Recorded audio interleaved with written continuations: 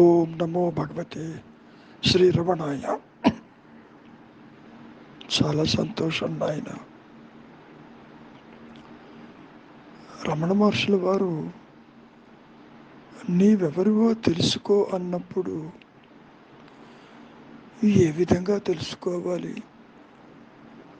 ఇప్పుడు తెలుసుకుంటున్నది ఇదిగో ఈ దేహము, ఈ సంసారము, ఇతరులు, జగత్తు, ప్రదేశాలు, అవస్థాత్రయములు, ఇవి బాగా తెలుస్తూనే ఉన్నాయి.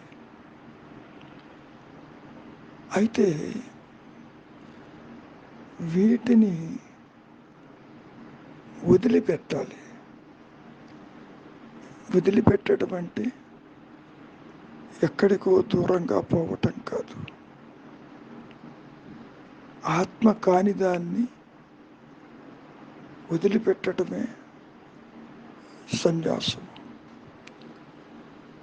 సత్ ప్లస్ న్యాసము సన్యాసము. సత్యస్థితిలో ధ్యాన రూపేణ అహం స్ఫురణగా నీవు నీ సహజత్వంలో నిలిచి ఉండటమే సన్యాసం. ఇక్కడ చెప్పుకోవటానికి ఆత్మనిష్ట లేదా ఆత్మగా నిలిచి ఉండటం, అది జ్ఞానం.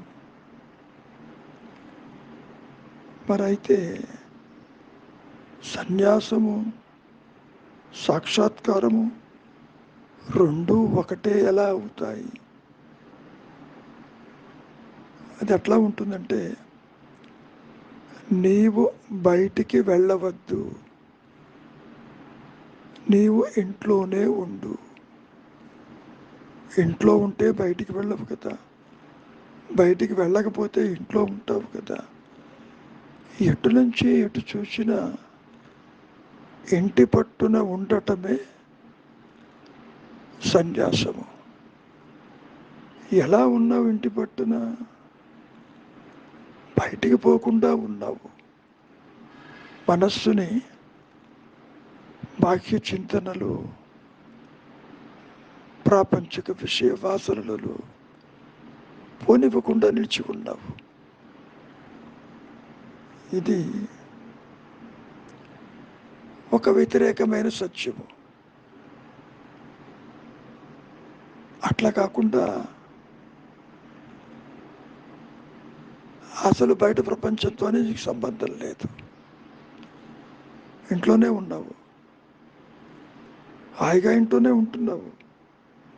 అది మరి అన్నమయ్య సత్యమే కదా. దీన్ని మనం ఇంగ్లీష్లో చూస్తే రెనౌన్సియేషను, రియలైజేషన్ అని మనం చెప్పుకోవచ్చు. రినౌన్స్ అంటే ఆత్మ కాని దాన్ని, అంటే నాన్ సెల్ఫ్ని, to give up the non self is renunciation. ఇందాక మనం చెప్పుకున్న ఇది రెండు ఒకటే. ఆత్మేతరముని అంటే ఏ ఆలోచన అయితే నీకు కలుగుతున్నదో, దేహం కావచ్చు, జగత్తు కావచ్చు, ఇతరులు కావచ్చు, శాస్త్రాలు కావచ్చు, అన్య చింతన కావచ్చు, వీటిని వదిలేయటం పూర్తిగా, దాన్ని మనం రెనౌన్సియేషన్ అంటాం. మరి రియలైజేషన్ ఏమిటి?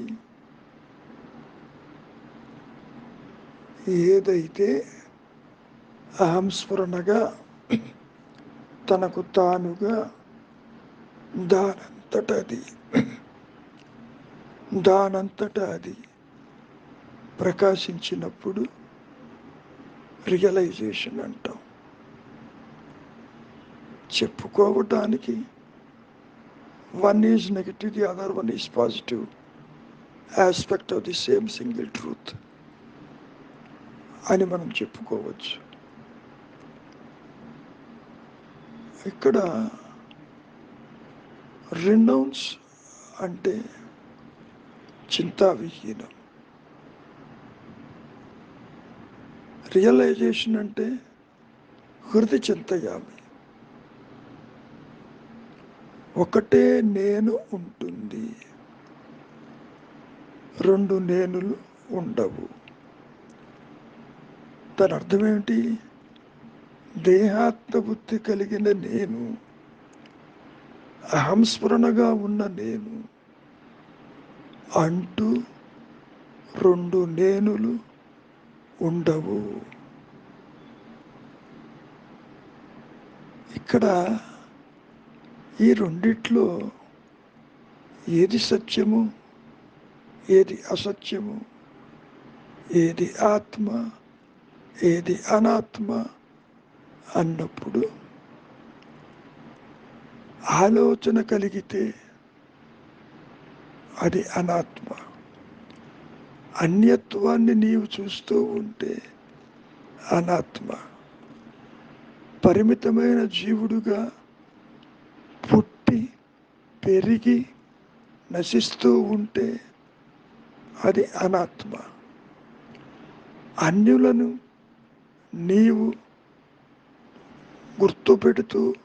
గుర్తుపడుతూ చూస్తూ వారితో బంధాలను పెంచుకోవటం అనాత్మ.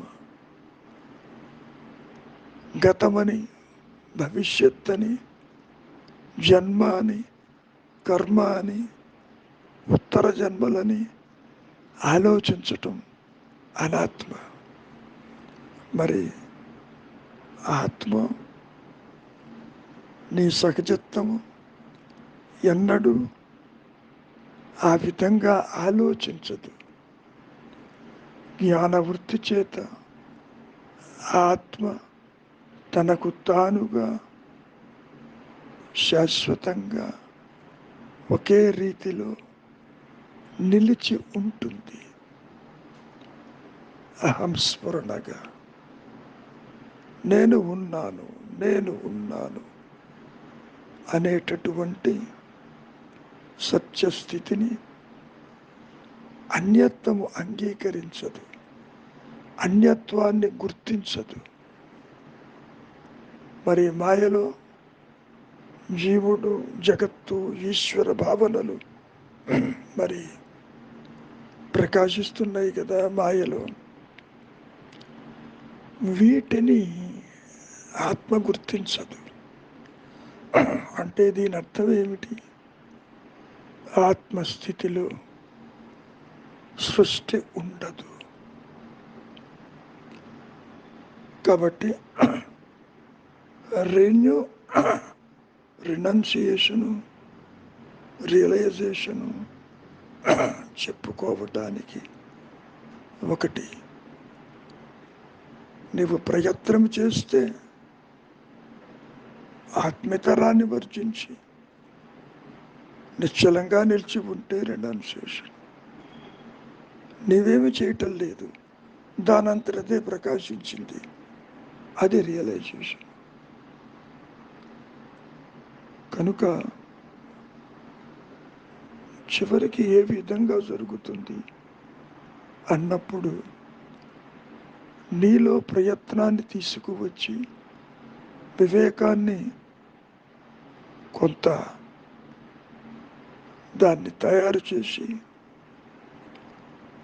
పదును పెట్టి వైరాగ్యం తెచ్చి అనాత్మకి దూరంగా చేసి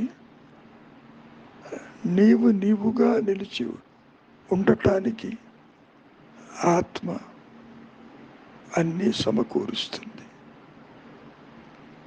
సూర్యుడిలో చీకటి లేనట్లు స్వరూప జ్ఞానమందు సృష్టి ఎక్కడ, జీవుడెక్కడ, జనన మరణాలు ఎక్కడ? మంచిది. చేతనవుతుందా విచారించండి, చేత కాదా శరణాగతికండి, ఏదీ చేత కాదా మౌనంగా ఉండండి. మౌనమే శరణ్యం.